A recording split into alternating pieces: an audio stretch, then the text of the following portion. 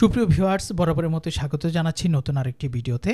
আজকের এই ভিডিওতে আমরা ডিগ্রি প্রথম বর্ষে 2025 সনে যে পরীক্ষাটি অনুষ্ঠিত হচ্ছে সেই পরীক্ষার দর্শন প্রথম পত্র নিয়ে অধ্যায়ভিত্তিক সাজেশন নিয়ে আজকের এই ভিডিওতে বিস্তারিত আলোচনা করব। আর আপনারা যারা আমাদের চ্যানেলটিকে সাবস্ক্রাইব করেননি তারা অবশ্যই চ্যানেলটিকে সাবস্ক্রাইব করে পাশে আসা বেল আইকনটি বাজিয়ে রাখুন। আর পরবর্তী সাজেশনের ভিডিওগুলো পেতে অবশ্যই চ্যানেলটিকে সাবস্ক্রাইব করে পাশে বেল আইকনটি বাজিয়ে রাখবেন।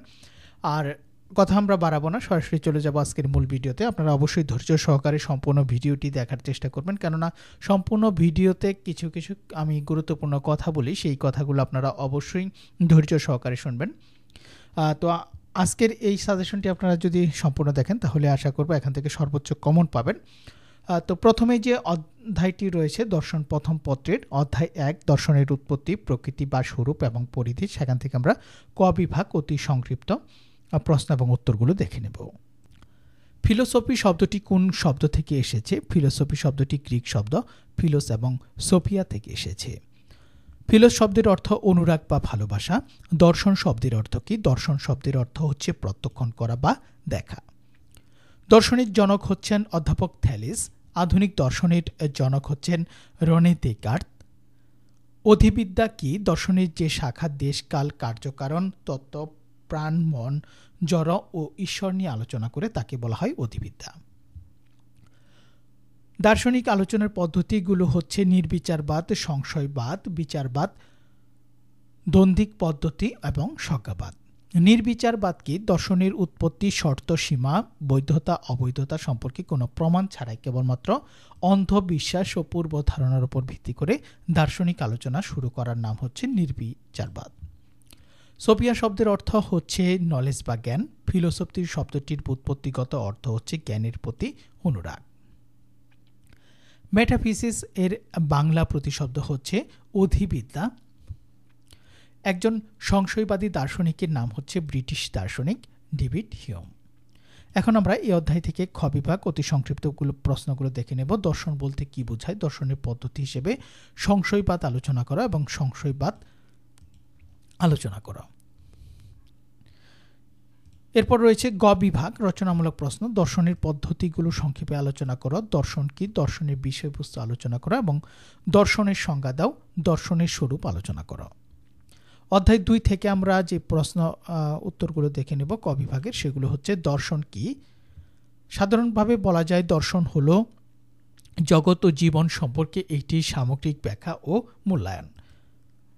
বিজ্ঞান কি? প্রকৃতির একটি বিশেষ বিভাগ সম্পর্কে সুশৃঙ্খল, সুস্পষ্ট ও বিধিবদ্ধ জ্ঞানকে বিজ্ঞান বলে।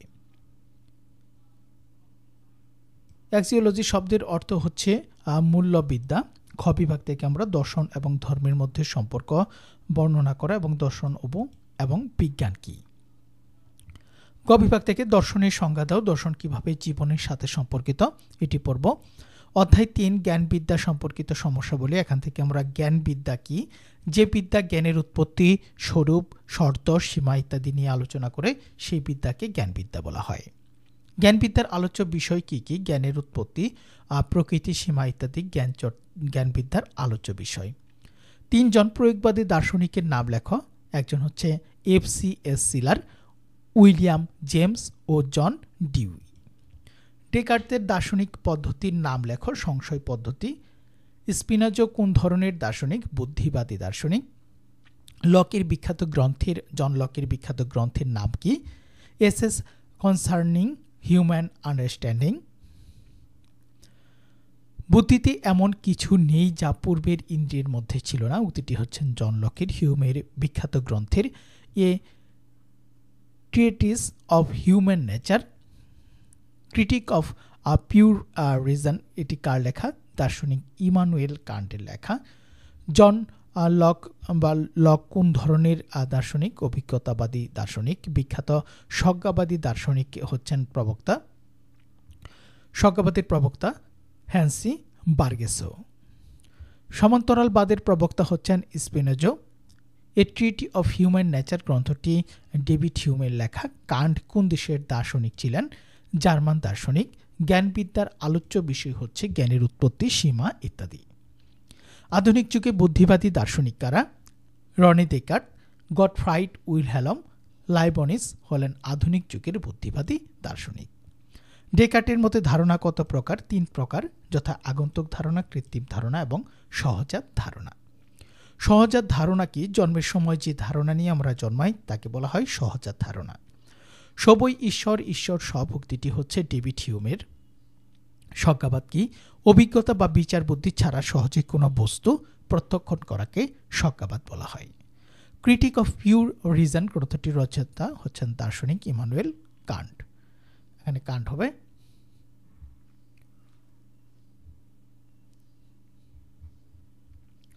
এরপর এখান থেকে আমরা খ বিভাগ জ্ঞানবিদ্যা কি? মুখ্য গুণ এবং গৌণ গুণের পার্থক্য কর। স্বজ্ঞাবাদ কাকে বলে? আমি চিন্তা করি অতএব আমি আছি উক্তিটি ব্যাখ্যা কর। গ বিভাগ থেকে আমরা জ্ঞানের উৎপত্তি বিষয়ক মতবাদ হিসেবে বিচারবাদ বিশ্লেষণ করো। জন লক কিভাবে ডেকার্টের সহজাত ধারণা খণ্ডন করেন? জ্ঞানের উৎপত্তি বিষয়ক মতবাদ হিসেবে বুদ্ধিবাদ ব্যাখ্যা এবং মূল্যায়ন করো। অধ্যায় 4 জ্ঞানের বিষয়বস্তু থেকে আমরা যে বিষয়গুলো পড়ব এটি হচ্ছে জ্ঞেয় বস্তুর প্রকৃতি সংক্রান্ত মতবাদ দুটির নাম লেখ। জ্ঞাতার সাথে জ্ঞেয় বস্তুর সম্পর্ককে জ্ঞান বলে। দর্শনের আলোচ্য বিষয়কে আমরা কিভাবে ভাগ করতে পারি? 2 ভাগে ভাগ করতে পারি, একটি হচ্ছে বাস্তববাদ এবং অপরটি হচ্ছে ভাববাদ। অস্তিত্ব প্রত্যক্ষ নির্ভর উক্তিটি হচ্ছেন দার্শনিক জন বার্কলি।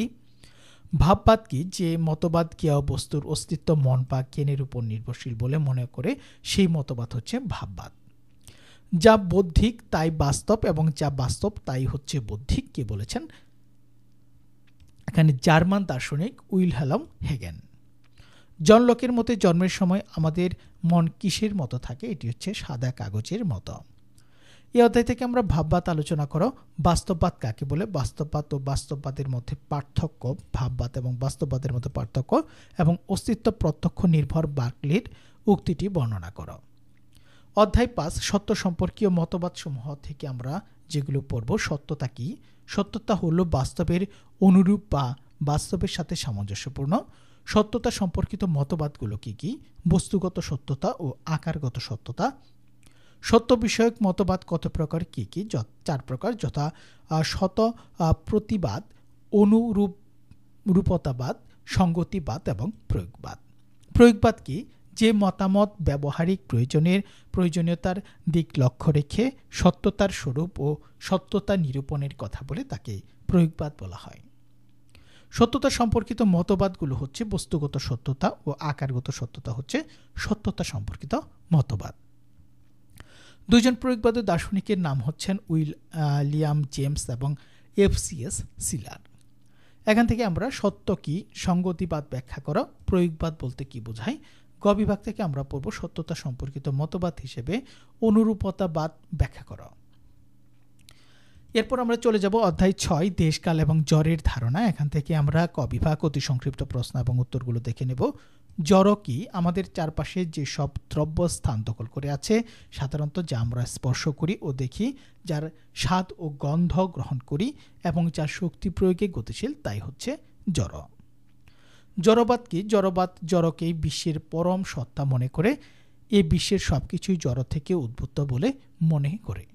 দর্শনের প্রথম জড়বাদ দার্শনিক হচ্ছেন থেলিস। 2 জন জড়বাদী দার্শনিকের নাম হচ্ছে থেলিস ও ডেমোক্রিটাস।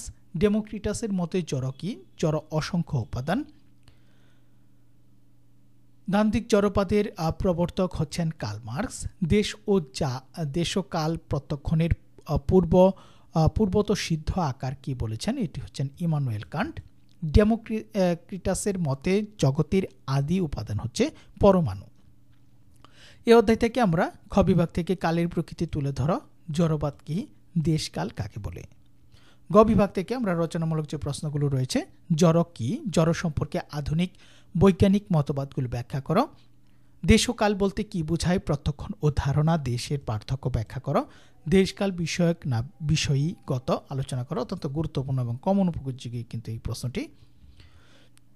এরপর রয়েছে অধ্যায় 7 যন্ত্রবাদ অনুসারে জীবদেহ কি? ভৌত রাসায়নিক যন্ত্র বিশেষ। প্রাচীন প্রাণবাদের প্রবর্তক কে? গ্রিক দার্শনিক এরিস্টটল। খ বিভাগ থেকে আমরা পড়ব প্রাণের বৈশিষ্ট্য সমূহ উল্লেখ করো। প্রাণের উৎপত্তি সম্পর্কে প্রাণবাদ বর্ণনা করো। গ বিভাগ থেকে আমরা পড়ব প্রাণের স্বরূপ সম্পর্কিত মতবাদ হিসেবে প্রাণবাদ ব্যাখ্যা করো। এরপর যে অধ্যায়টি সেটি হচ্ছে অধ্যায় ৮, সৃষ্টিবাদ কি, যে মতবাদ অনুসারে স্রষ্টা নিজের ইচ্ছা অনুসারে কোনো এক বিশেষ সময়ে এই জগৎ সৃষ্টি করেছেন এবং সৃষ্টিকাল থেকে বর্তমান পর্যন্ত জগৎ অপরিবর্তনীয় অবস্থায় রয়েছে, তাকে সৃষ্টিবাদ বা সৃষ্টিতত্ত্ব বলে।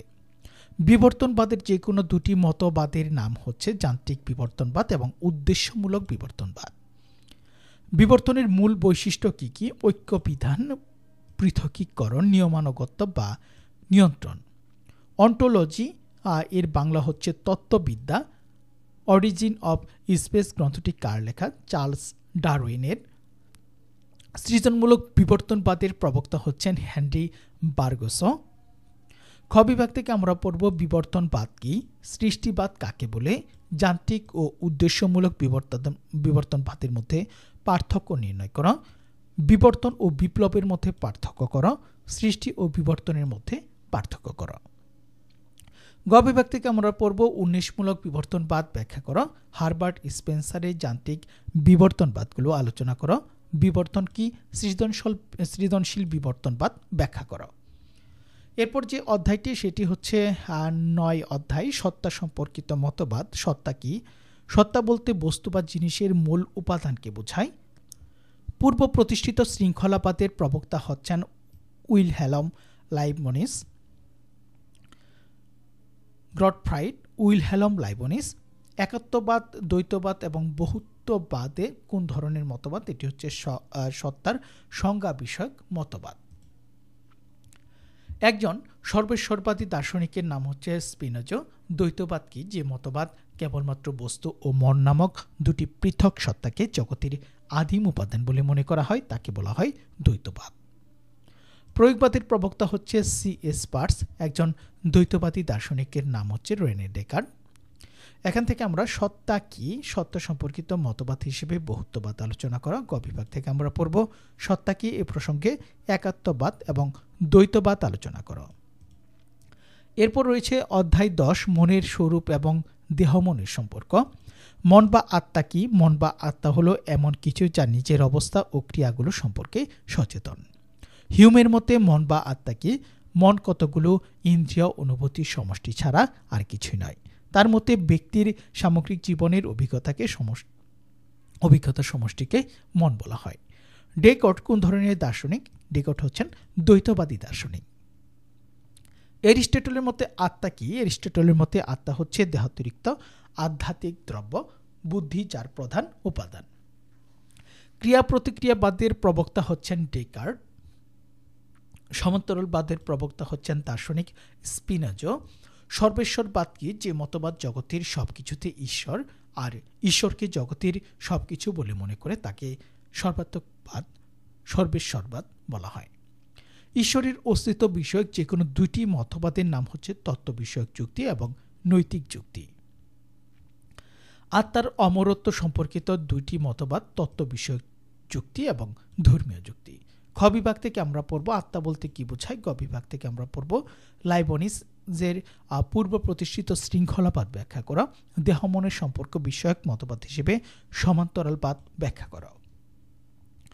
এরপর রয়েছে অধ্যায় ১১, ঈশ্বর সম্পর্কে ধর্মীয় ধারণার রূপ কয়টি ও কি কি? ৩টি, যথা বহু ঈশ্বরবাদ, দ্বি ঈশ্বরবাদ ও একেশ্বরবাদ। একেশ্বরবাদ কি? একেশ্বরবাদ অনুসারে ঈশ্বর এক এবং অদ্বিতীয়, তিনি পূর্ণ স্বভাব ও সার্বভৌম শক্তির অধিকারী। নৈতিক দায়িত্ব এবং নৈতিক আদর্শ ঈশ্বরের অস্তিত্ব প্রমাণ করে, উক্তিটি হচ্ছে মার্টিনিয়র। নাস্তিকতাবাদ কি? যে মতবাদ সাধারণ ঈশ্বর বিশ্বাস করে না, তাকে নাস্তিকতাবাদ বলা হয়। এখান থেকে আমরা খ বিভাগ ঈশ্বর সম্পর্কে দার্শনিকদের ধারণা ব্যাখ্যা করো। কল্যাণ ও অমঙ্গল কি? অকল্যাণ এবং অমঙ্গল কি? অকল্যাণ বা অমঙ্গল কত প্রকার এবং কি কি? গ বিভাগ থেকে আমরা পড়ব ঈশ্বরের অস্তিত্বের পক্ষে, এখানে পক্ষে হবে যে কোনো দুটি যুক্তি আলোচনা করো। এরপর আমরা আমাদের সর্বশেষ অধ্যায় ১২, মূল্য কি? জাগতিক বস্তু ঘটনার যান্ত্রিক কাঠামোর আদর্শভিত্তিক বিচারের নামই হচ্ছে মূল্য। মূল্যবিদ্যার ইংরেজি প্রতিশব্দ হচ্ছে অ্যাক্সিওলজি। শতমূল্য ও পরতমূল্যের একটি উদাহরণ হচ্ছে সুখ একটি শতমূল্য, ওষুধ সেবন পরতমূল্য। বিভিন্ন প্রকার অকল্যাণের নাম লেখো, জাগতিক কল্যাণ এবং নৈতিক অকল্যাণ। অকল্যাণ কত প্রকার? 2 প্রকার, যথা জাগতিক অকল্যাণ এবং নৈতিক অকল্যাণ। মূল্য প্রধানত কত প্রকার? মূল্য প্রধানত 2 প্রকার, যথা শতমূল্য এবং পরতমূল্য। এখান থেকে ঘ বিভাগ শতমূল্য এবং পরতমূল্যের মধ্যে পার্থক্য এবং গ বিভাগ মূল্য বলতে কি বোঝায়, মূল্য কি, আত্মগত, তোমার উত্তরের সপক্ষে একটি যুক্তি দাও। তো সুপ্রিয় ভিউয়ার্স, আমি আপনাদের একটু আগে বলেছিলাম সেটি শেষ অধ্যায়, তো এর জন্য আমি দুঃখিত। আরও একটি অধ্যায় রয়েছে, সেটি হচ্ছে অধ্যায় 13। এটি আমরা একটু দেখে নেব। ইচ্ছা স্বাধীনতা কি? মানুষ যখন অন্যের দ্বারা পরিচালিত না হয়ে নিজেই নিজের কাজ পরিচালনা করতে সক্ষম হয়, তখন সেই কাজকে বা কাজ করার ক্ষমতাকে ইচ্ছার স্বাধীনতা বলে। অদৃষ্টবাদ অনুসারে মানুষের ইচ্ছার কি কোনো স্বাধীনতা আছে? অদৃশ্যবাদ অনুসারে মানুষের ইচ্ছার কোনো স্বাধীনতা নেই। আত্মনিয়ন্ত্রণবাদ কি? এ মতবাদ অনুসারে আমরা সম্পূর্ণ পরাধীন নই, আবার সম্পূর্ণ স্বাধীনও নই, তবে নিজস্ব চিন্তা, বিচার ও পছন্দ মাফিক কাজ করার ক্ষমতা এবং সে কাজের দায়িত্ব বহন করার প্রয়োজন রয়েছে। ইচ্ছার স্বাধীনতা সংক্রান্ত মতবাদ হচ্ছে নিয়ন্ত্রণবাদ, অনিয়ন্ত্রণবাদ এবং আত্মনিয়ন্ত্রণবাদ। আত্মার অমরত্ব কি? সাধারণভাবে আত্মার অমরত্ব বলতে আত্মার অবিনাশিতাকে বোঝায়। এই অধ্যায় থেকে আমরা আত্মার অমরত্ব কি, নিয়ন্ত্রণবাদ ও অনিয়ন্ত্রণবাদের মধ্যে পার্থক্য, ইচ্ছার স্বাধীনতা বলতে কি বোঝো, খুবই গুরুত্বপূর্ণ 3টি প্রশ্ন। গ বিভাগ থেকে আমরা পড়ব ইচ্ছার স্বাধীনতা বিষয়ক মতবাদগুলোর মধ্যে কোনটি তোমার কাছে সর্বাধিক গ্রহণযোগ্য এবং কেন। ইচ্ছার স্বাধীনতা বিষয়ক মতবাদগুলো হিসেবে নিয়ন্ত্রণবাদ ও অনিয়ন্ত্রণবাদ আলোচনা করো। তো সুপ্রিয় ভিউয়ার্স, এই ছিল ডিগ্রি প্রথম বর্ষের দর্শন প্রথম পত্র বিষয়ের অধ্যায়ভিত্তিক চূড়ান্ত সাজেশন নিয়ে বিস্তারিত আলোচনা। ভিডিওটি যারা দেখলেন তাদেরকে অসংখ্য ধন্যবাদ। সেই সাথে পরবর্তী ভিডিওর সাজেশন পেতে অবশ্যই চ্যানেলটিকে সাবস্ক্রাইব করে পাশে আসা বেল আইকনটি বাজিয়ে রাখুন।